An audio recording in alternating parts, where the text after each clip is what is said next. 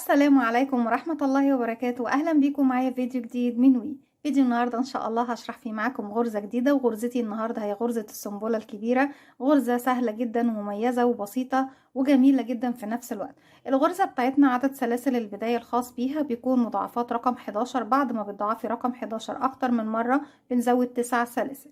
هنستخدم مع بعض خيط صوف متوسط السمك مع إبرة رقم 3.5 ملم. هنقول بسم الله الرحمن الرحيم. هنسيب مسافة من الخيط، نلف الخيط حلقة على الهواء بالشكل ده.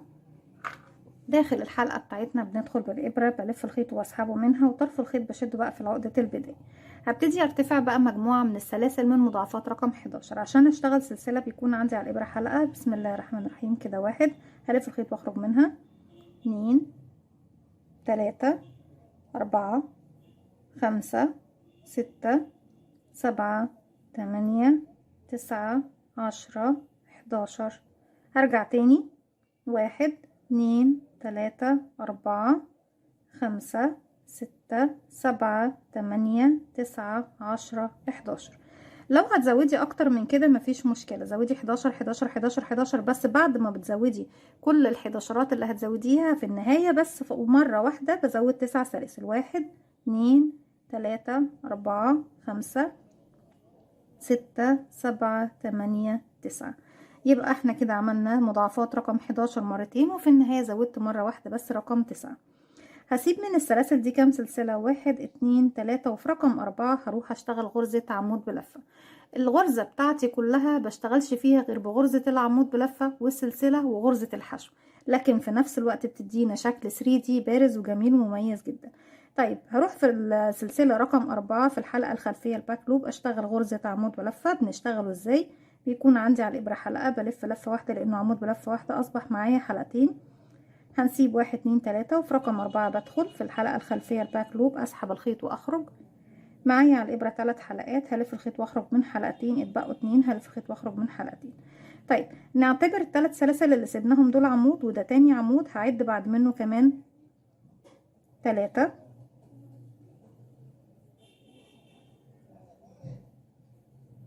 4،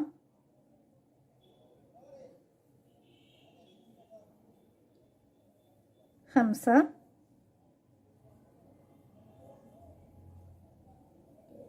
6،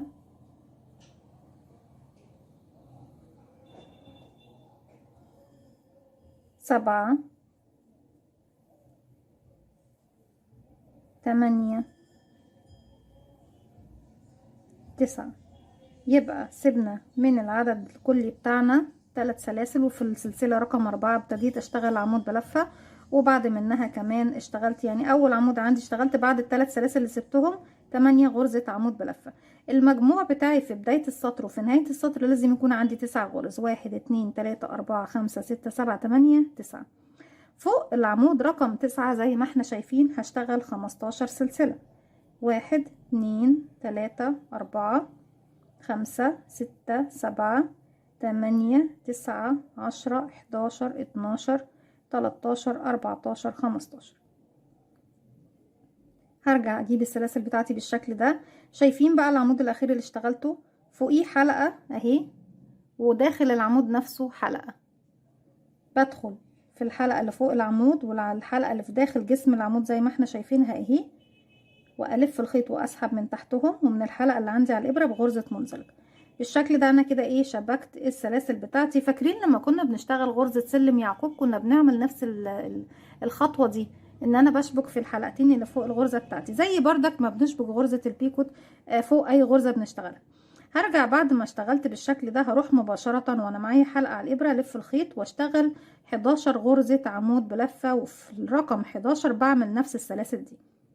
يبقى كده 1، 2، 3، 4، 5، 6، 7، 8، 9، 10. وبعد ال10 في رقم 11 نشتغله 11. فوق ال11 برتفع تاني 15 سلسلة. 1 2 3 4 5 6 7 8 9 10 11 12 13 14 15. ننزل تاني لأول العمود الأخير اللي اشتغلناه، بدخل في الحلقة اللي فوقيه مع الحلقة اللي في داخل جسم العمود وأعمل غرزة منزلقة. هيقابلني كام بقى غرزة؟ 1 2 3 4 5 6 7 8 9 غرز، زي ما ابتديت ب9 غرز بالظبط. هشتغل عليهم 9 غرزة عمود بلفة. 1 2 3 4 5 6 7 8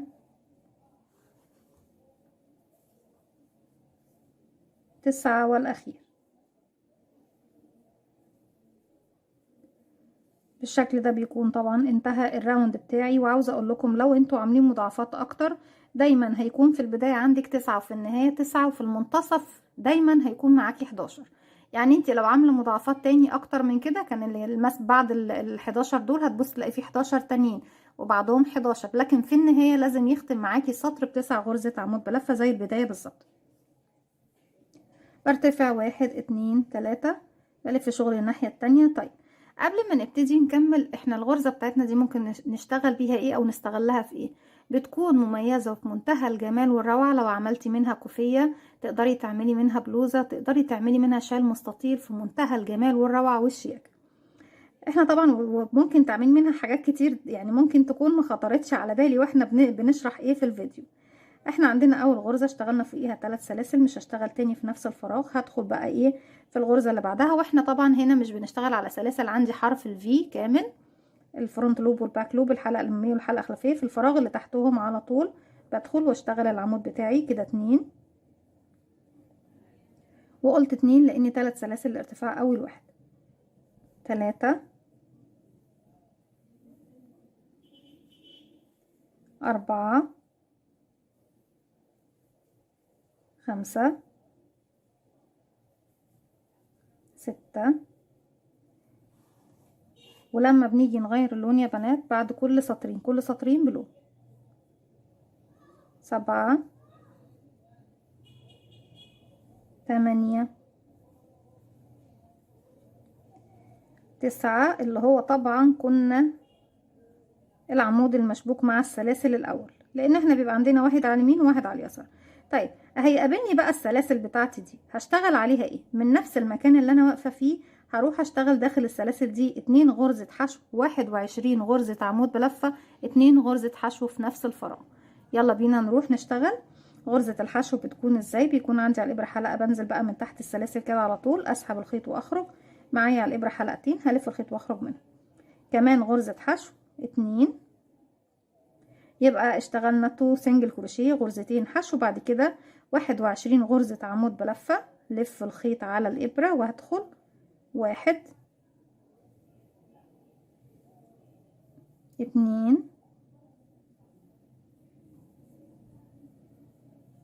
3. هكمل 21 غرزة عمود، مش هطول عليكم وارجع لكم نكمل مع بعض. بعد ما اشتغلت 21 غرزة عمود بلفة 21 دبل كروشيه، هنشتغل 2 سنجل كروشيه، 2 غرزة حشو تاني، 1 2. بكده بتكون طبعا ال15 سلسلة بتوعي اشتغلت عليهم مجموعة الغرز دي 2 غرزة حشو، 21 غرزة عمود، 2 غرزة حشو تاني. هاجي بقى بعد كده هيقابلني العمود اللي بعدهم على طول، هشتغل فوق منه عمود، ده 1 واللي بعده 2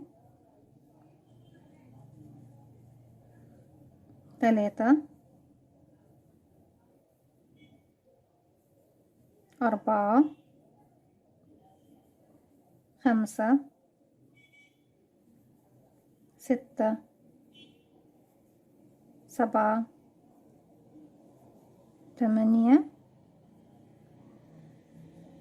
9 10 11. هيقابلني تاني السلاسل. هنشتغل 2 سنجل كروشيه، 21 دبل كروشيه، 2 سنجل كروشيه، يعني هنشتغل 2 حشو، 21 غرزة عمود، 2 غرزة حشو، وارجع اشتغل على 9 غرزة عمود بلفة، 9 غرزة عمود بلفة زيهم. هكمل لغاية ما اوصل للعمود رقم 8 وارجع لكم نغير اللون مع بعض. رجعت لكم تاني في العمود الاخير اللي هو رقم 9، وهو طبعا بيكون جاي بكيرف مايل، ما ننساش العدد بتاعه. بلف الخيط، بدخل في سلسلة رقم 3، اسحب الخيط واخرج، الف الخيط واخرج من حلقتين، اخر حلقتين بسيب الخيط اللي هو طبعا اللون القديم، وابتدي اسحب اللون الجديد. بلف الخيط حلقة على الهواء، والف الخيط واقفل عقدة بداية. الحلقة باللون الجديد بسحبها من الحلقتين اللي عندي باللون القديم، وابتدي ارتفاع 1 2 3. اللون التركواز هسيبه زي ما هو، او اللون السماوي ده هسيبه زي ما هو، لان بعد سطرين هرجع واخده من نفس المكان. هلف الخيط، بس هاخد معايا ايه طرف الخيط اللي هو الابيض دوت نخفيه معانا ايه في الخلف. اول فراغ اشتغلت فوقيه خلاص، تاني فراغ هروح اشتغل فوقيه عمود، بدخل تحت حرف الفي واخلي معايا الخيط الابيض، هلف الخيط واخرج، والف الخيط واخرج من حلقتين، الف خيط واخرج من حلقتين. يبقى كده 1 2 3. هرجع تاني بكرر بقى السطر رقم 1 4 5. وغرزتنا كلها بتكون كلها على بعضها تكرار السطر الاول والتاني فقط لا غير. 6 7 8. العمود بتاعنا دوت رقم 9 والاخير. طيب بعد ال9 بنعمل ايه؟ 15 سلسلة. 1 2 3 4 5 6 7 8 9 10 11 12 13 14 15. هنروح فين بعد كده؟ العمود بتاعي الاخير اللي اشتغلته، وبدخل في الحلقة اللي فوقيه، بتكون جزء من حرف الفي على فكرة فيه يا بنات، الحلقة اللي فوقيه والحلقة اللي داخل العمود، واعمل غرزة منزلقة.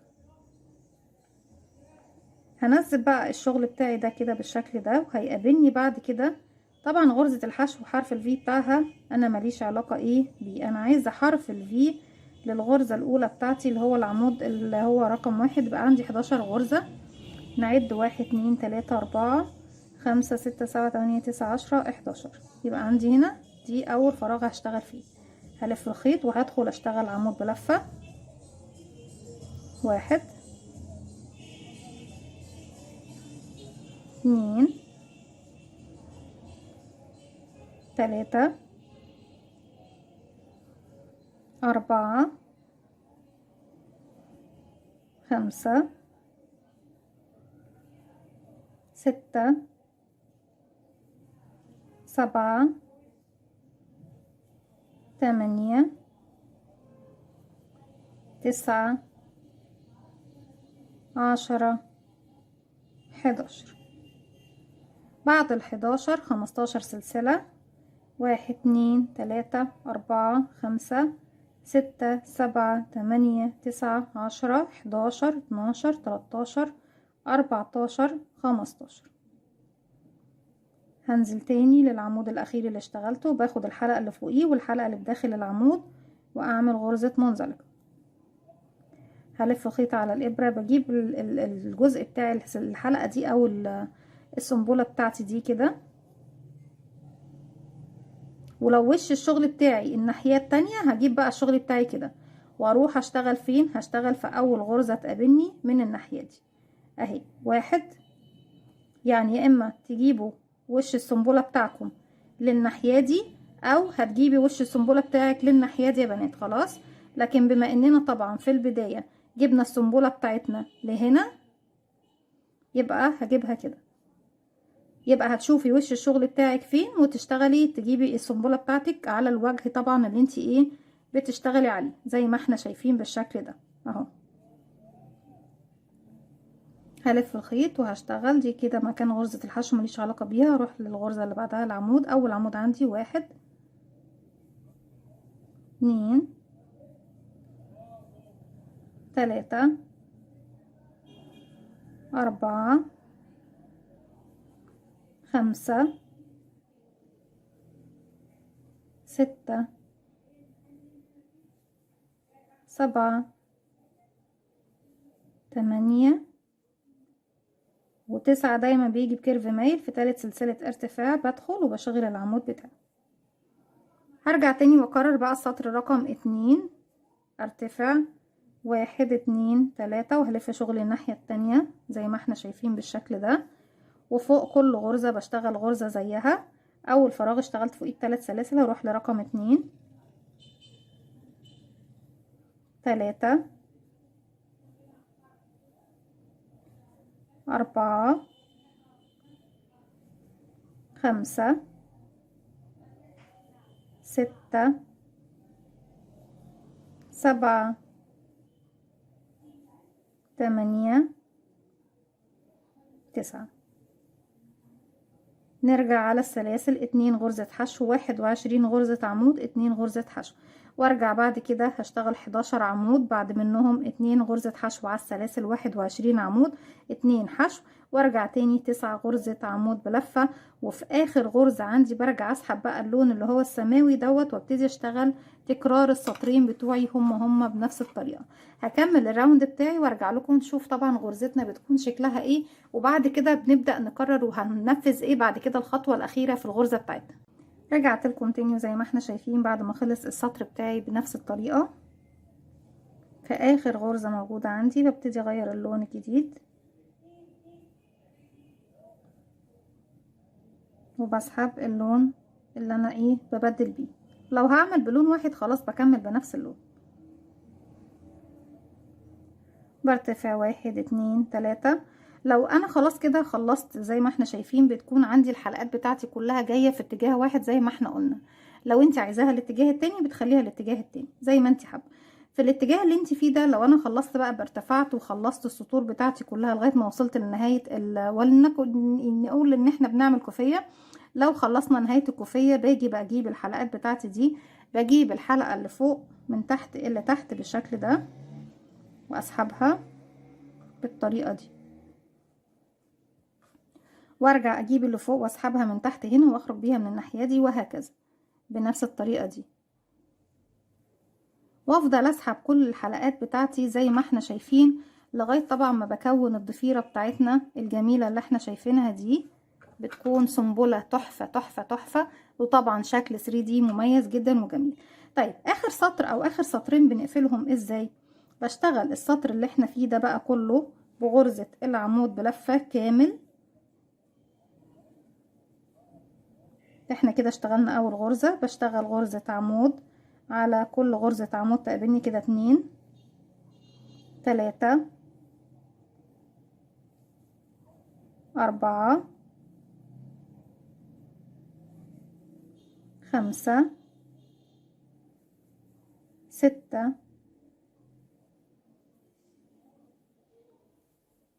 7 8 9 والاخير اهو.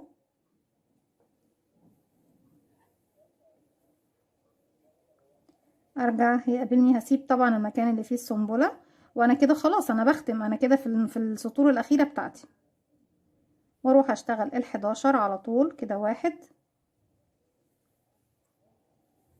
2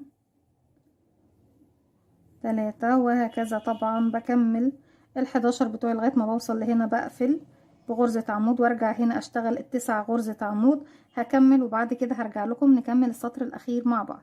رجعت لكم تاني وفي نهاية السطر بنشتغل اخر غرزة مع بعض. 1 2 3 سلسلة وهلف شغلي الناحية التانية كده. ده اول عمود، تاني عمود، 3 4 5 6 7 8 9. وبعد التسعة هاجي هنا لقمة المكان بتاعي ده، هدخل من تحت حرف الفي بالشكل ده، وابتدي الف الخيط على الابرة واروح بقى في المكان. شايفين المكان اللي هو في النص ده في المنتصف؟ هلف الخيط وهخرج، هلف الخيط واخرج من حلقتين، هلف الخيط واخرج من حلقتين الموجودين عندي على الابرة، وبالشكل ده بكون شبكت ايه المكان اللي عندي ده. هرجع اشتغل هنا بقى غرزة عمود بلفة بعدهم، والمكان ده بس هو اللي اشتغلنا فيه زي ما احنا شفنا بالطريقة دي، وارجع اكمل عمود على كل عمود بيقابلني، وبكرر طبعا بنفس الطريقة اشبك في النهاية بتاعتي السنبلة الاخيرة في الغرزة طبعا اللي بنشتغلها داخل الفراغ زي ما احنا شايفين. وبتكون غرزتنا النهاردة بالشكل ده، وتقدري تحطي فيها لونين، تقدري تستخدمي اكتر من لونين او ممكن تستخدمي لون واحد زي ما انت حابة. اتمنى ان هي تكون سهلة وبسيطة وتنول اعجابكم. ما تنسوش لو عجبكم الفيديو تعملوا لي لايك وشير وسبسكرايب، واستنوني في فيديو جديد من وفعلوا زرار الجرس عشان يوصلكم مني كل جديد. السلام عليكم ورحمة الله وبركاته.